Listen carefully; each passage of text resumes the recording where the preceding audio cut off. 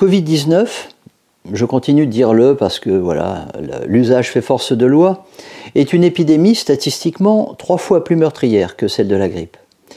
Cependant, et heureusement, ces formes graves ne touchent qu'une infime minorité de la population. Et bien que les contaminations soient en hausse permanente, son taux de mortalité reste de l'ordre de 0,12% de l'ensemble de la population, soit environ une personne sur 1000. La quasi-totalité des personnes gravement atteintes sont des personnes âgées ou encore des personnes atteintes d'une comorbidité, dit-on, telle le diabète, l'hypertension, l'obésité, le cancer, les maladies cardiaques, rénales, pulmonaires, surtout lorsqu'il y a eu transplantation, car les personnes transplantées doivent prendre des traitements immunosuppresseurs qui affaiblissent volontairement la réponse immunitaire pour éviter tout rejet. Et en effet, ce que l'on oublie toujours de prendre en compte dans toutes ces maladies, c'est que les personnes qui en sont atteintes sont à peu près toutes sous traitement au long cours, avec des médicaments qui ne traitent pas véritablement la maladie, mais ne font en général que la limiter, la compenser, la masquer ou la retarder. C'est d'ailleurs pourquoi ces traitements sont généralement prescrits à vie. Ce sont des béquilles chimiques. Mais le problème des béquilles, c'est que d'un côté, elles vous aident à marcher, mais de l'autre, elles vous font perdre l'usage de vos jambes. Lorsqu'un médicament fait le travail à la place du corps, ou qu'il utilise ce dernier comme champ de bataille entre lui et une maladie, il entraîne de facto un affaiblissement progressif de ses fonctions et de son immunité. Et viennent s'ajouter à cela les effets indésirables des médicaments pris sur le long terme, qui sont générateurs de nouvelles comorbidités pour lesquelles on se voit prescrire de nouveaux médicaments, et ça c'est un cycle sans fin.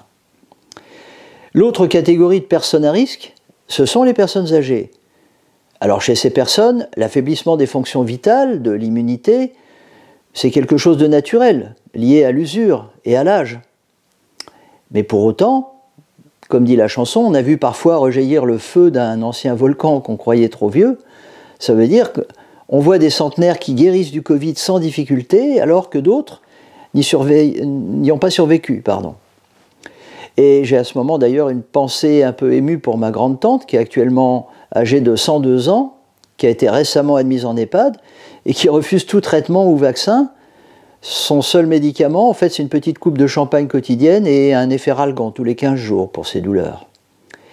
Bref, ça pose à nouveau la question du médicament. Est-ce que vous avez remarqué que les personnes âgées, en bonne forme, malgré leur âge, sont généralement des personnes qui ne prennent pas ou très peu de médicaments, et que celles à qui on prescrit et renouvelle depuis des années une liste de médicaments longue comme le bras sont beaucoup plus entamées, plus fragiles, et finissent souvent leur vieux jour un peu transformés en zombies.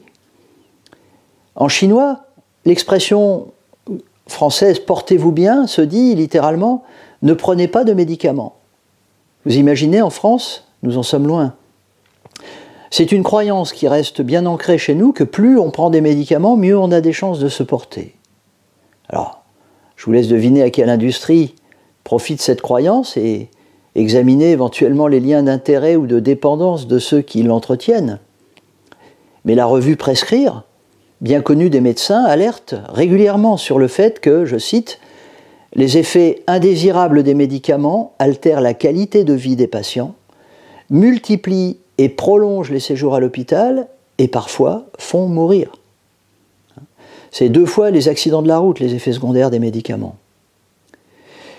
Avec un tel pouvoir iatrogène, comment ne pas imaginer que, chez leurs plus fidèles consommateurs, les médicaments puissent favoriser l'effondrement immunitaire et ouvrir en grand la porte au virus, conduire aux formes les plus graves de la maladie. Donc, au-delà de la comorbidité ou de l'âge qu'on met toujours en exergue, est-ce que le type et le degré de médicalisation ne pourraient pas être le plus important facteur de gravité à prendre en compte dans la recherche sur les formes graves du Covid? Eh bien, pour essentiel que soit cette question, je n'ai malheureusement trouvé aucune étude scientifique sur le sujet. Pourquoi? Peut-être parce que les fabricants de médicaments, de maladies et de vaccins sont parfois les mêmes. Et que, comme dit Einstein, il ne faut pas compter sur ceux qui ont créé les problèmes pour les résoudre. Peut-être aussi parce que nous vivons tous de plus en plus, à notre tour, comme nos cousins, les animaux, d'élevage ou de laboratoire. Parqués, confinés, apeurés, analysés, surmédicalisés, donc fragilisés, donc survaccinés, manipulés génétiquement, faisant l'objet d'expériences hasardeuses mais toujours rentables, là je pense aux vaccins, bref, traités comme du bétail et victimes comme lui de notre propre dénaturation. Il est dit en médecine chinoise que le vent, le froid, l'ensemble des climats et tout ce qu'ils transportent ne peuvent pas rendre malade celui qui est suffisamment résistant et en bonne santé. Le roi Mithridate l'a prouvé bien avant Pasteur. La perversité n'est fonction que de la résistance.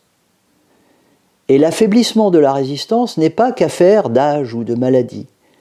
Il est aussi affaire de manière de vivre, de manger, de se soigner. Nous avons développé l'art de nous affaiblir et de vivre avec des béquilles qui font tout à notre place. Travailler, se déplacer, réfléchir et même régler les fonctions de notre corps. Donc au-delà de l'âge et de la maladie, l'hypermédicalisation, mais aussi la malbouffe, la sédentarité et la peur sont certainement les principaux facteurs contre lesquels chacun de nous devrait lutter pour éviter les formes les plus graves du Covid. Mais voyez où nous en sommes et quelle politique est menée dans ces différents domaines. Le chemin est plus que long quand on nous fait partir dans la direction opposée. Alors bonne réflexion et ne prenez pas de médicaments.